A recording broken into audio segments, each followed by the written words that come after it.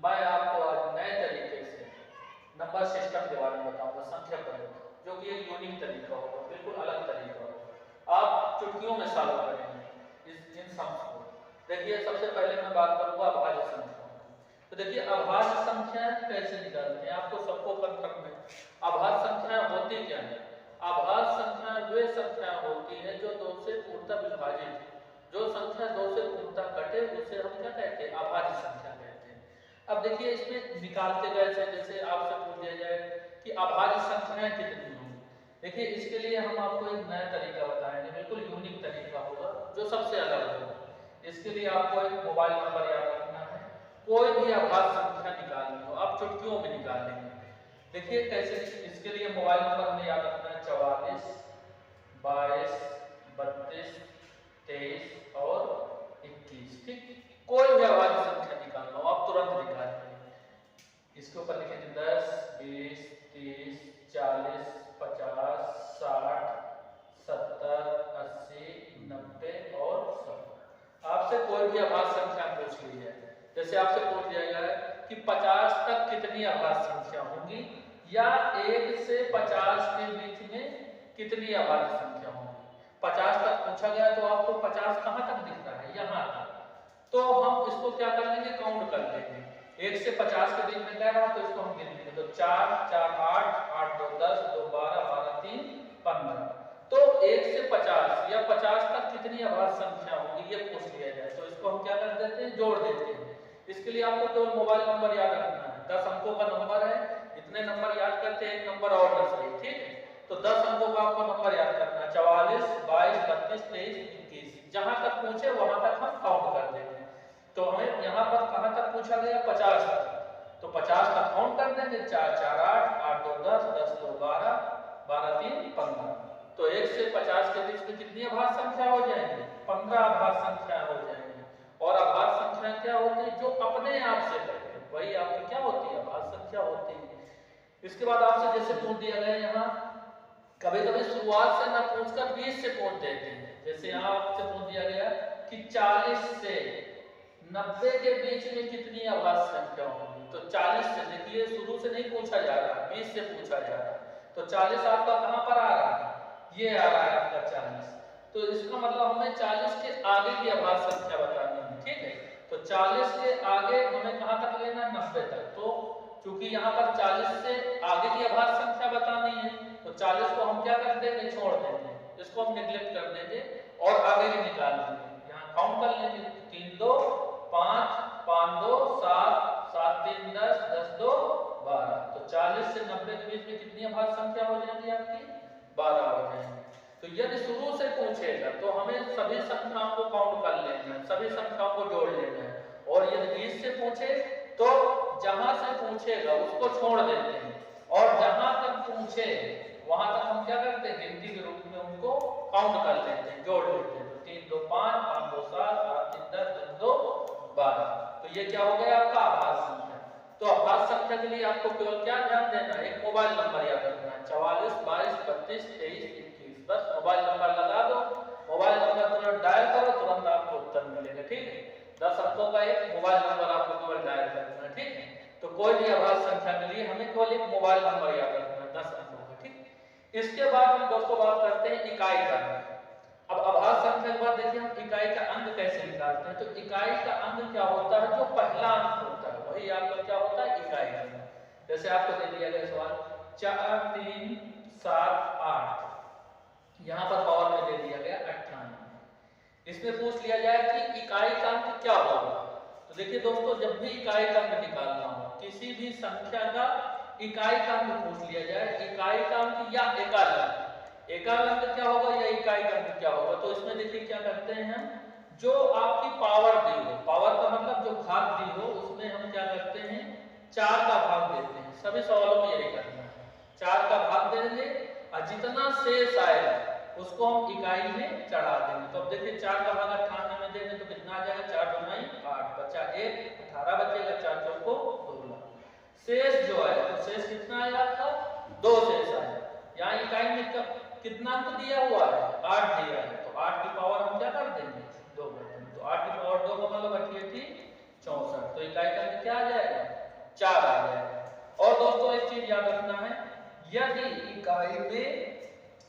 की ये संख्याएं दे दी जाए 0, 1, 5 और 6।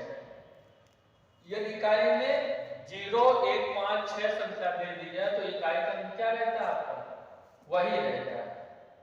वही रहता है का मतलब जैसे हम 0 का क्यूब करेंगे, 0 पावर 3 करेंगे तो 0 ही आएगा। 1 की पावर 2 करो, 1 की पावर 3 करो, 1 की पावर 5 करो तो 1 ही आएगा। चाहे 5 पर 55, 25, 125, 625, 5 का स्क्वायर करो, चाहे क्यूब करो, चाहे 6 का स्क्वायर क्यूब करें या पावर 4 करें तो इकाई का क्या आएगा?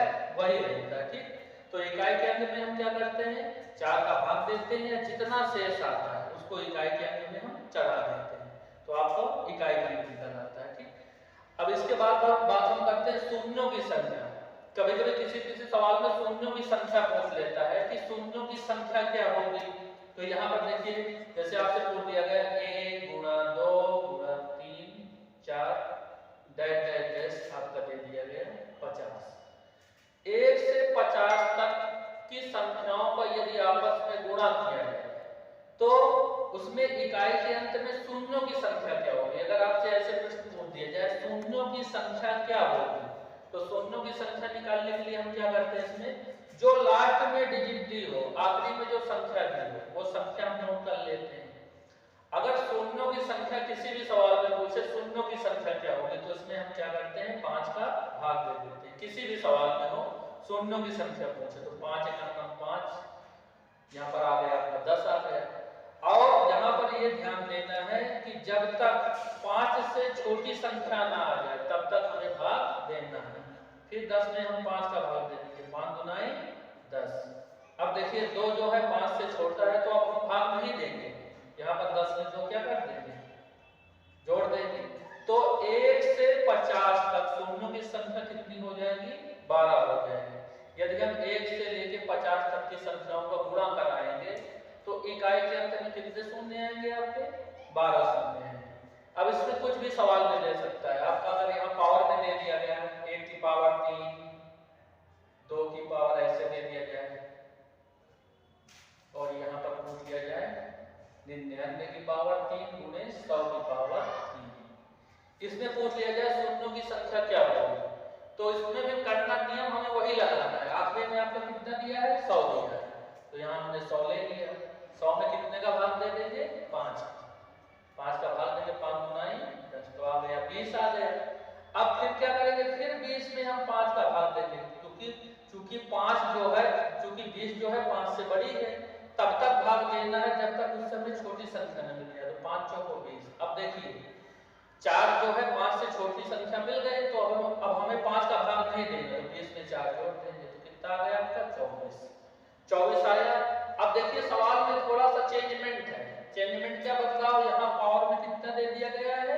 3। तो जितना पावर में दिया हो, 3 दिया हो, 5 दिया हो, 7 दिया हो, उसका हम उसमें क्या करा देते हैं? गुणा करा देते हैं। तो 24 गुणे 3 करेंगे तो कितना आ जाएगा? 3 चौको 12, 72 आ जाएगा। तो 1 का क्यूब 2 का क्यूब जब 100 के क्यूब तक का हम आपस में गुणा कराएंगे तो इकाई के अंक में शून्य कितने प्राप्त हो जाएंगे? 72 शून्य प्राप्त हो जाएंगे। तो जितना भी पावर में दिया हो, 3 दिया हो, 5 दिया हो, 9 दिया हो, जितना भी पावर में हो तो उसको ऐसे निकाल लेते हैं। अब देखिए किसी भी सवाल में नेक्स्ट आगे चलते हैं, शेषफल निकालना। शेषफल का मतलब किसी भी संख्या के ऊपर कोई पावर दे दी जाए, कितनी भी पावर हो। पावर देखिए 2 टाइप की होती है। जो घात होती है आपकी 2 तरीके की होती है, एक तो होता है सम में और एक होता है विषम में। यहाँ पर अगर आपका दे दिया गया 65 की पावर 83, 65 की पावर 83 में 15 से भाग दिया जाए, 15 से भाग देने पर शेषफल क्या प्राप्त होगा?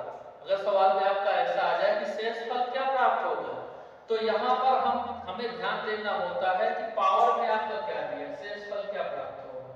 तो देखिए इसमें हमें ध्यान क्या देना है? पावर। तो आपका घात देखिए इसमें घात काहे में दिया है? आपका विषम में। तो अगर विषम में पावर जो है विषम में दी हो तो हमें विषम संख्या लेना है। तो विषम संख्या आपकी कौन सी होती है? 1, 3, 5, 7। अब देखिए यहाँ पर चूंकि 83 आपकी विषम संख्या है तो यहाँ पर पावर में हम क्या लेंगे? 65 की पावर 1 कर देंगे क्योंकि यहाँ पर हमें क्या मिल रहा? विषम संख्या मिल रहा है बटे 15। जो संख्या दी है उसका भाग दे देंगे तो 65 65/15, 15 चौको 60। तो जो शेष फल है यहाँ पर क्या पूछ रहा है, शेष फल क्या होगा, तो 15 भाग हमने 60 में दिया, शेष फल कितना आया 5 आया, तो इसका शेष फल कितना आ जाएगा 5 आ जाएगा। बस इसमें ये ध्यान देना है कि अगर सम अंक है तो सम अंक लेना है, विषम अंक है तो विषम अंक लेना है। इसमें देखिए जैसे विषम अंक अब निकालना हो तो विषम अंक में देखिए क्या करते हैं, ये तो विषम के लिए हो गया। अगर यहाँ पर आपसे पूछ लिया जाता कि सम अंक, ऐसे दे देता कि 17 की पावर 64, 17 की पावर 64 में 17 की पावर 64 में 13 से भाग देने पर शेषफल क्या होगा, 13 से भाग देने पर शेषफल क्या प्राप्त होगा। अब यहाँ पर आपको कैसा अंक मिल रहा है, यहाँ पर आपको मिल रहा है सम अंक, तो सम में हम सम संख्या ले लेंगे। तो यहाँ पर देखिए 64 है तो सबसे छोटी सम संख्या क्या होती है 2 होती है, तो यहाँ पर 17 की पावर क्या कर देंगे 2, और यहाँ पर कितने का भाग दे देंगे हम 13 का भाग दे देंगे। 17 का स्क्वायर होता आपका 289, 13 का भाग दे देंगे, 13 दूनी 26 बचेगा यहाँ पर 2, 13 दूनी 26, तो शेषफल कितना आ जाएगा आपका यहाँ पर 3 आ जाएगा। तो देखिए जब हम 13 का भाग दिया तो उसमें देखिए सम अंक है तो सम संख्या लेनी है और विषम अंक है तो विषम संख्या। तो 70 और 64 में 13 से भाग देने पर जो रिमाइंडर है शेष है वो लेते हैं, तो शेषफल कितना आ जाएगा आपका 3 आ जाएगा। तो ऐसे निकाल लेते हैं, अगर आपका पावर सम में है तो सम अंक लेना है, विषम है तो विषम अंक लेना है। इसी के साथ दोस्तों आज के लिए इतना ही। सभी स्टूडेंट का होम एकेडमी में हार्दिक अभिनंदन है, और लहरों से डरकर नौका पार नहीं होती, कोशिश करने वालों की कभी हार नहीं होती। जय हिंद, जय हर हर महादेव। दोस्तों आपका होम एकेडमी कोचिंग में स्वागत है। मैं आपको आज नए तरीके से नंबर सिस्टम के बारे में बताऊंगा, संख्या पद्धति, जो कि एक यूनिक तरीका होगा, बिल्कुल अलग तरीका होगा। आप चुटकियों में सॉल्व करेंगे इन सम्स को। देखिए सबसे पहले मैं बात करूंगा अभाज्य संख्या। तो देखिए अभाज्य संख्याएं कैसे निकालते हैं, आपको सबको कंफर्म है। अभाज्य संख्याएं होती क्या है, अभाज्य संख्याएं वे संख्याएं होती है जो 2 से पूर्णतः विभाजित है। जो संख्या 2 से पूर्णतः कटे उसे हम क्या कहते हैं, अभाज्य संख्या कहते हैं।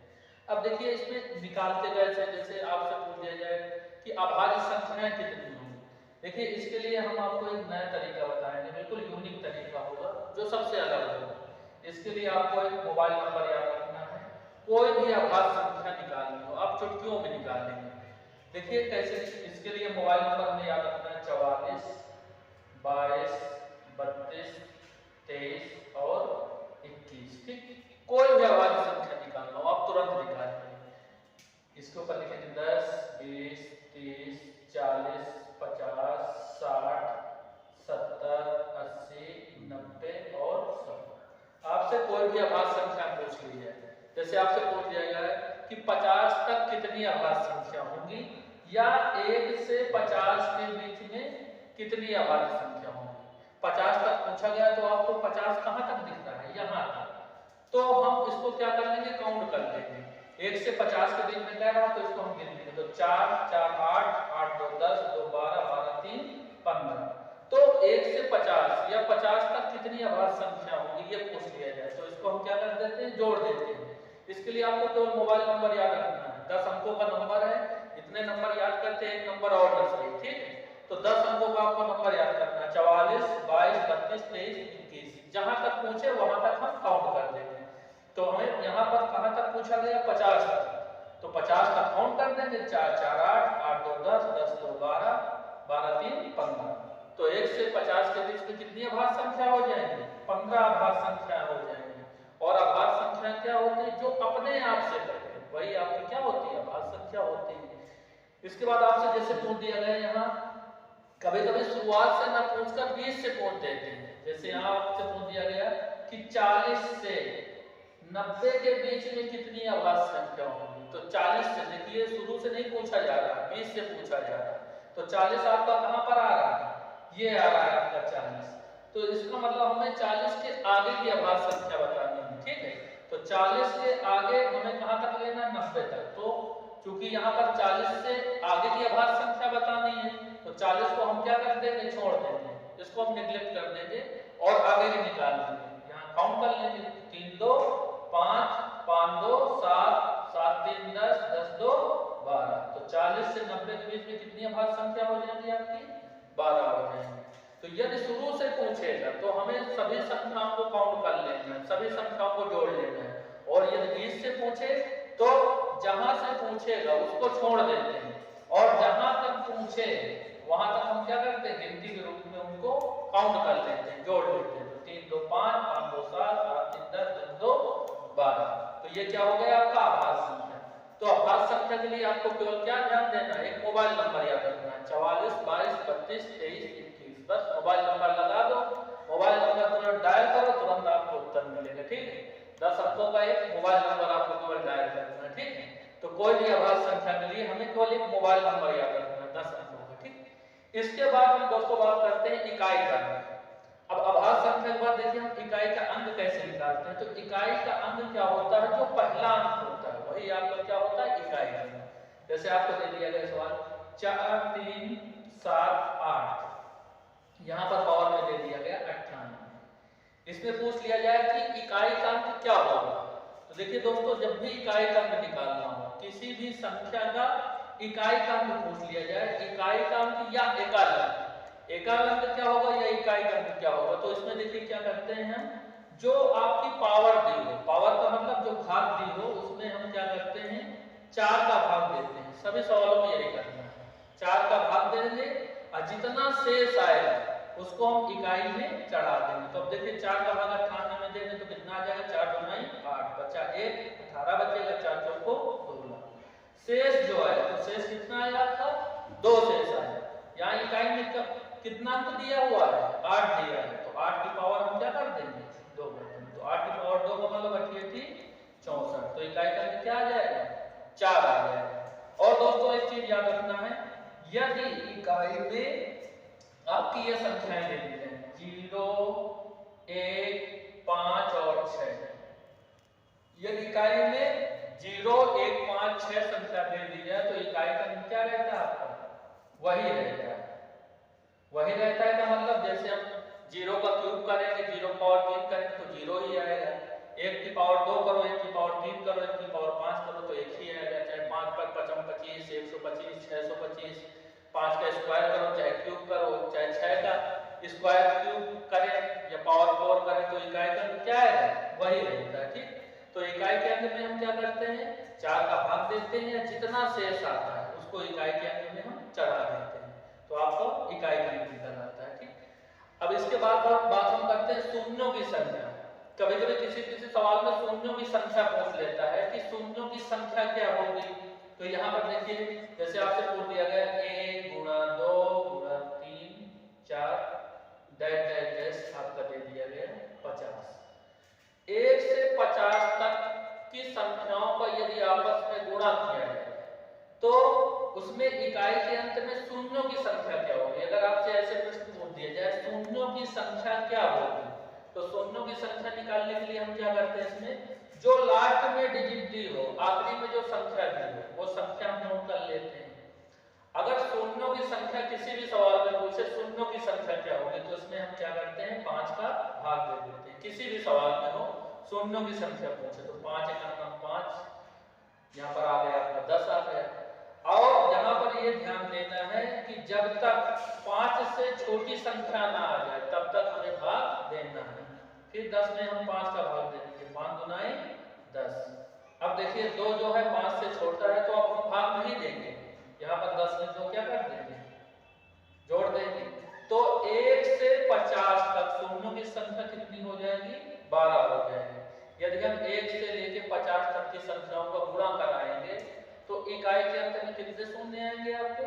12 शून्य आएंगे। अब इसमें कुछ भी सवाल में दे सकता है आपका। अगर यहाँ पावर में दे दिया गया 1 की पावर 3, 2 की पावर ऐसे दे दिया जाए, और यहाँ पर पूछ दिया जाए 99 की पावर 3 गुणे 100 की पावर 3, इसमें पूछ लिया जाए शून्यों की संख्या क्या होगी, तो इसमें भी करना नियम हमें वही लगाना है। आखिरी में आपको कितना दिया है? 100 दिया है, तो यहाँ हमने 100 ले लिया। 100 में कितने का भाग दे देंगे? 5। 5 का भाग देंगे, 5 दूनाई 10, तो आ गया 20 आ गया। अब फिर क्या करेंगे? फिर 20 में हम 5 का भाग देंगे, क्योंकि 5 जो है संख्या ने मिल गया, तो 5 चौको 20। अब देखिए 4 जो है 5 से छोटी संख्या मिल गए, तो अब हमें 5 का भाग नहीं देना, तो 20 में 4 जोड़ देंगे, तो कितना आ गया आपका 24 आया। अब देखिए सवाल में थोड़ा सा चेंजमेंट है।